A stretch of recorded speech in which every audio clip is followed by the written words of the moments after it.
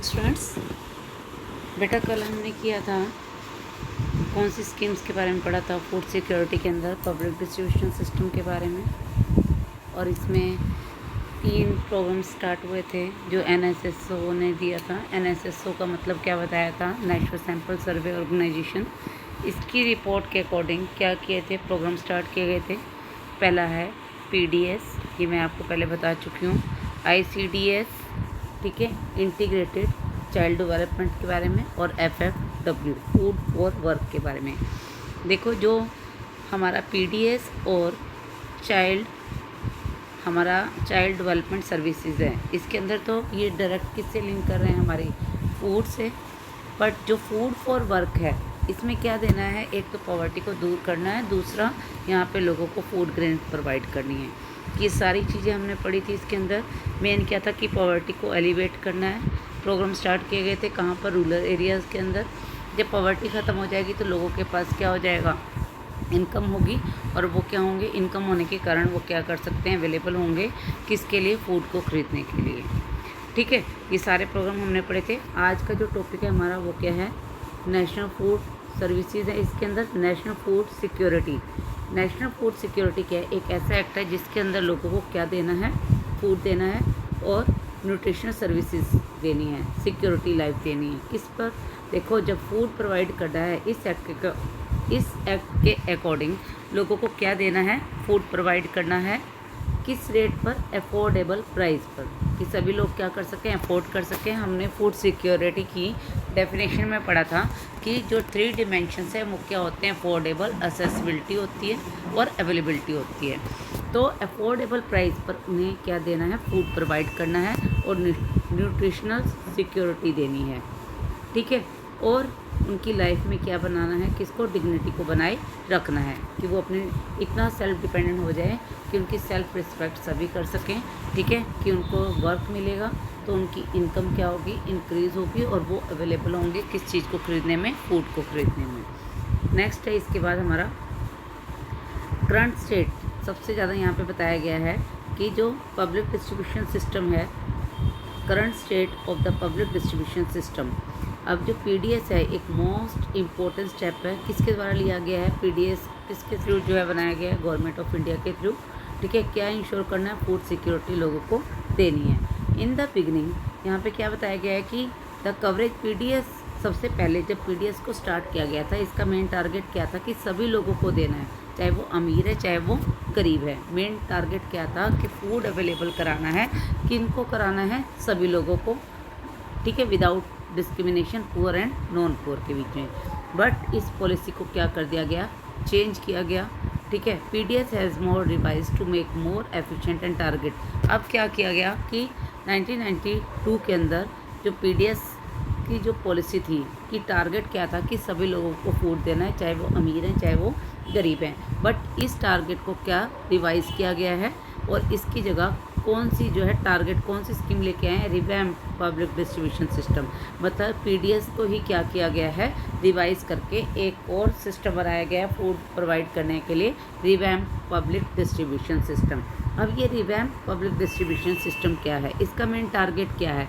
कि यहाँ पर पहले तो उसमें हमने देखा था कि PDS में कि सभी लोगों को फूड प्रोवाइड करना है। बट इसका टारगेट क्या है? कि किन एरियाज़ के अंदर जो है, कौन कौन से एरियाज़ में जो है फूड प्रोवाइड करना है, कौन से एरियाज़ को बेनिफिट देना है। ओनली बेनिफिट देना है इस स्कीम के अकॉर्डिंग रिमोट एरिया और बैकवर्ड स्टेट। बैकवर्ड स्टेट कौन से होते हैं? जहाँ पर डेवलपमेंट नहीं होती। तो रिमोट एरिया जहाँ पे पहुँचना ईजी नहीं होता, तो जब पहुंचना इजी नहीं है तो असेस नहीं है, तो वहाँ पर जो है ट्रांसपोर्टेशन फैसिलिटीज़ भी क्या होगी? अच्छी नहीं होगी, जिस कारण से जो है जो हमारी बेसिक नीड्स हैं वो भी जो है हमें इजीली जो है नहीं मिल सकती। इसलिए उन एरियाज़ के अंदर क्या स्कीम स्टार्ट की है? रिवैम्प पब्लिक डिस्ट्रीब्यूशन सिस्टम को स्टार्ट किया गया है। कि वहाँ पर मेन टारगेट क्या है? कि उन एरियाज़ के अंदर क्या देना है? फूड सिक्योरिटी प्रोवाइड करनी है, फूड देना है। ये कब स्टार्ट किया गया था? 1997 के अंदर। दूसरा है हमारा नेक्स्ट थर्ड जो टारगेट है उसके लिए क्या स्टार्ट किया गया? TPDS, शॉर्ट फॉर्म भी पूछी जा सकती है, इसको आपको बताना है। TPDS क्या है? Targeting public distribution system. ये इंट्रोड्यूस किया गया था। ठीक है, टू अडोप्ट प्रिंसिपल ऑफ कौन से एरियाज़ के अंदर? अभी देखो फर्स्ट हमने पढ़ा था पीडीएस, दूसरा पढ़ा हमने रिवैम्प, तीसरा है टीपीडीएस। टीपीडीएस क्या है, कौन से एरियाज़ के अंदर जो है मेन टारगेट क्या है, कौन से एरिया के अंदर फूड प्रोवाइड करने हैं, पुअर इन ऑल एरिया, वो एरिया जहाँ पर, वो सारे एरिया जहाँ पर जो है पुअर जो हैं सबसे ज़्यादा हैं, जिस एरियाज़ के अंदर जो सबसे ज़्यादा बैकवर्ड एरियाज़ हैं वहाँ पर क्या प्रोवाइड करना है, फूड को प्रोवाइड करना है। ये सबसे पहला जो है it was for the first time, ये सबसे पहली टाइम जो है differentiate price policy was adopted for the, इसमें क्या किया गया है, इस स्कीम के अंदर क्या डिफरेंशिएट किया गया है कि जो टारगेट है कि जो सबसे ज़्यादा जो है फूड किसको प्रोवाइड करना है, पुअर पीपल्स को। अब डिफरेंशिएट किया जाएगा, किसके अंदर डिफरेंशिएट किया जाएगा कि जो प्राइस हैं उनके अंदर क्या किया जाएगा, डिफरेंशिएट किया जाएगा। जैसे कि अमीरों के लिए कुछ और प्राइस और गरीबों के लिए कुछ और प्राइस, ये इस टारगेट में ये पॉलिसीज़ को अडॉप्ट किया गया है। ठीक है, किस में डिफरेंशिएट किया गया है, प्राइस के अंदर। पॉलिसी वाज अडॉप्टेड किसके लिए, पुअर एंड नॉन पुअर्स के लिए। इन 2000 में 2 स्पेशल स्कीम लॉन्च की गई थी, अन्नोदय योजना थी, ठीक है, और अन्नपूर्णा योजना थी। अब जो अन्न योजना जो थी वो किसके लिए अडॉप्ट की गई थी, पुअर पीपल्स के लिए, ठीक है, पुअरेस्ट ऑफ द पुअर, जो सबसे ज़्यादा गरीब है सोसाइटी के अंदर। और अन्नपूर्णा योजना जो थी वो किसके लिए थी, सीनियर सिटीज़न के लिए फॉलो की गई थी। ठीक है, उनको जो है इसमें क्या देना था, फूड प्रोवाइड करना था। अगला है जो पीडीएस है, ये क्या है, बहुत ही इफ़ेक्टिव इंस्ट्रूमेंट जो है प्रूफ हुआ है।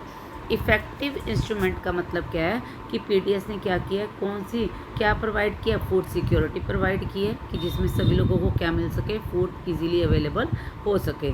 तो ये क्या है, पीडीएस क्या प्रूफ हुआ है, एक इंस्ट्रूमेंट जो है, एक इफ़ेक्टिव इंस्ट्रूमेंट है गवर्नमेंट पॉलिसीज़ का। ठीक है, जिसने क्या किया, स्टेबलाइजिंग प्राइस, मतलब प्राइस को क्या कर दिया है, फिक्स किया है। Making stabilising price, making food available, जिससे सभी लोगों को क्या मिल सके, फूड मिल सके, किसमें, एक रीजनेबल प्राइस पर, food available to the consumer at the affordable price में। जैसे कि अनाज को क्या कर दिया है, स्टेपलाइज कर दिया, जैसे कि जो गरीब है उनको 2 रुपये के हिसाब से अनाज दिया जाए, 5 रुपये के हिसाब से दिया जाए, जिससे सभी लोग क्या कर सकें, अवेलेबल हो जाएं, किसको खरीदने में, फूड को खरीदने में। It has been instrument in the, ये क्या है, ये जो इंस्ट्रूमेंट है कौन सा, पीडीएस, ये किसको ख़त्म कर रहा है, हंगर को और फैमिन की प्रॉब्लम को। कैसे ख़त्म कर रहा है कि जिन एरियाज़ के अंदर सरप्लस रीजन के अंदर, जिन एरियाज़ के अंदर फूड क्रॉप सबसे ज़्यादा है, वहाँ से वो क्या कर लेती है, खरीद लेती है, और उनको प्रयोग करके गवर्नमेंट क्या करती है, उनको बफर स्टॉक में क्या करती है, स्टोर कर लेती है, और फिर जब फैमिन आते हैं तो उनको वहाँ पर डिस्ट्रीब्यूट कर दिया जाता है। जिस कारण से क्या होता है, ये कौन सी प्रॉब्लम को सोल्व करती है, फूड इनसिक्योरिटी की प्रॉब्लम को दूर कर देती है। प्राइस को हमेशा क्या करती है गवर्नमेंट, रिवाइज करती रहती है। ठीक है, किसके फेवर में, पुअर लोगों की फेवर के अंदर। कैसे रिवाइज करती है कि मान लो टाइम के अकॉर्डिंग, जैसे मान लो पहले 2 रुपये के हिसाब से या 3 रुपये के हिसाब से अगर जो भी प्राइजेज़ हैं उनको वो टाइम टू टाइम क्या करती रहती है, चेंज करती रहती है। इस सिस्टम में पीडीएस के अंदर, इस सिस्टम के अंदर क्या है, मिनिमम सपोर्ट प्राइस है। अब मिनिमम सपोर्ट प्राइस मैं आपको पहले ही बता चुकी हूँ, क्या होता है कि गवर्नमेंट क्या करती है, अनाउंस कर देती है, जब फार्मर्स क्या करते हैं, क्रॉप्स को ग्रो करते हैं, ग्रो करने से पहले ही प्राइस को क्या कर दिया जाता है, अनाउंसमेंट कर दी जाती है, तो गवर्नमेंट क्या करती है, उसी प्राइस से जो है फार्मर से परचेज़ करती है, तो उसको हम क्या कहते हैं, मिनिमम सपोर्ट प्राइस। अब यहाँ पे procurement has contribute in increase in the food grain. अब ये जो मिनिमम सपोर्ट प्राइस के कारण क्या हो रहा है कि फूड ग्रेन का जो प्रोडक्शन है वो क्या हो रहा है, इंक्रीज़ हो रहा है। ठीक है, और ये क्या प्रोवाइड कर रही है, फार्मर्स को इनकम सिक्योरिटी प्रोवाइड करती है कुछ एरियाज़ के अंदर। इतनी बात समझ आ रही है। नेक्स्ट है जो पब्लिक डिस्ट्रीब्यूशन सिस्टम है। अब देखो ज़्यादा से ज़्यादा जो है मिनिमम सपोर्ट प्राइस MSPE के बढ़ने से क्या होगा, लोग क्या करेंगे, ज़्यादा से ज़्यादा प्रोडक्शन करेंगे, और प्रोडक्शन करेंगे तो वो क्या है, बफर नॉर्म से क्या होंगे, ज़्यादा जो है स्टोर होना शुरू हो जाएगा। तो जिस कारण से जो है ये क्या होगा, लोग और भी किसी और तरह की जो है क्रॉप्स को ग्रो नहीं करेंगे, सिर्फ व्हीट एंड राइस को ही ग्रो करेंगे। क्यों, क्योंकि उनको क्या मिल रहा है, MSP के कारण वो क्या कर रहे हैं, सिर्फ व्हीट एंड राइस को ही ग्रो कर रहे हैं। अब जो पब्लिक डिस्ट्रीब्यूशन सिस्टम है उसके कारण लोगों को, पब्लिक डिस्ट्रीब्यूशन सिस्टम के कारण जो है पब्लिक डिस्ट्रीब्यूशन के कारण जो है जो फूड ग्रेन्स हैं वो क्या हो रहे हैं, ख़राब हो रहे हैं। तो ये पब्लिक डिस्ट्रीब्यूशन सिस्टम जो है उसको बहुत सारी क्रिटिज़म को फेस करना पड़ रहा है। ठीक है, जैसे कि हंगर जो होता है, दूसरा इसके अंदर क्यों फेस करना पड़ रहा है, instance of hunger are prevalent. अभी भी देखो फूड ग्रेन्स ज़्यादा है, फिर भी लोगों को किस चीज़ को फेस करना पड़ रहा है, भुखमरी को। चाहे ओवर ग्रेन हो रहा है, ग्रेनरीज, फिर भी जो है लोगों को पहली क्रिटिज़म क्यों फेस करनी पड़ रही है। फर्स्ट पॉइंट क्या आएगा कि हंगर जो है अभी भी प्रिविलेंट है, कंट्री के अंदर जो है अभी भी ख़त्म नहीं हुआ, जबकि ओवरफ्लो ग्रेनरीज हो रही हैं। दूसरा यहाँ पर जो है ओवरफ्लो क्या हो रहा है, ग्रेन्स जो है बढ़ रहा है FCI के अंदर। ठीक है, उसके बाद यहाँ पर क्या है कि जो स्टॉक है व्हीट एंड राइस का, वो भी क्या हो रहा है, ज़्यादा हो रहा है मिनिमम बफर नॉर्म से। ये भी दूसरा पॉइंट आ जाएगा इसके अंदर, जितना नॉर्म्स दे रखे हैं उससे ज़्यादा क्या हो रहा है, बफर स्टॉक से ज़्यादा व्हीट एंड राइस क्या हो रहे हैं, इंक्रीज़ हो रहे हैं। इसके बाद जो है यहाँ पर situation improve with the distribution of food grains under the different scheme launch by the government. अब जो यहाँ पर क्या बताया गया है, इसलिए जो बफर स्टॉक है वो क्या है, जितना हमें बफर स्टॉक चाहिए उससे ज़्यादा हमें क्या मिल रहा है, फूड ग्रेन्स मिल रहा है, जो कि क्या हो रहा है, वेस्ट हो रहा है।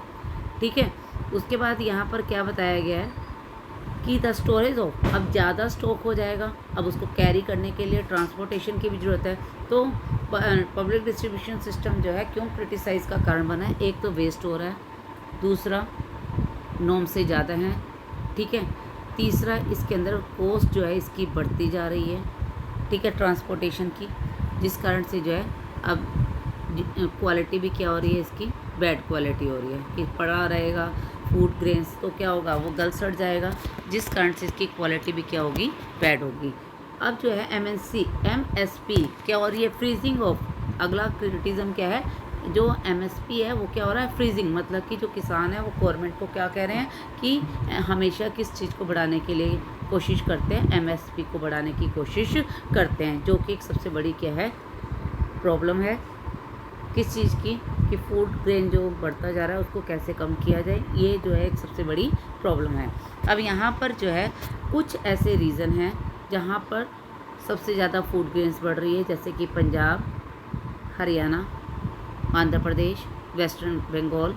ठीक है, यहाँ पर मेनली 2 ही क्रॉप्स को ग्रो किया जा रहा है। कौन सी 2 क्रॉप्स ग्रो की जा रही है, व्हीट एंड राइस को। किसके कारण, कि लोग जो हैं कौन सी 2 क्रॉप्स ग्रो कर रहे हैं, ओनली व्हीट एंड राइस को, किसके कारण, MSP के बढ़ने के कारण, वो कोई और क्रॉप्स को ही ग्रो नहीं कर रहे हैं। ठीक है, इन सबसे ज़्यादा सरप्लस स्टेट हैं जहाँ पर क्यों हैं, अब ये क्या कर रहे हैं, सिर्फ व्हीट एंड राइस को ग्रो कर रहे हैं, ये दूसरे क्रॉप्स को ग्रो ही नहीं कर रहे, जैसे कोर्स ग्रेन जो मोटे अनाज हैं, जैसे कि बाजरा हो गया, आपका ज्वार हो गया। ठीक है, जो कि किसकी जो है फूड, ये स्टेपल फूड किसका है, पुअर पीपल्स का।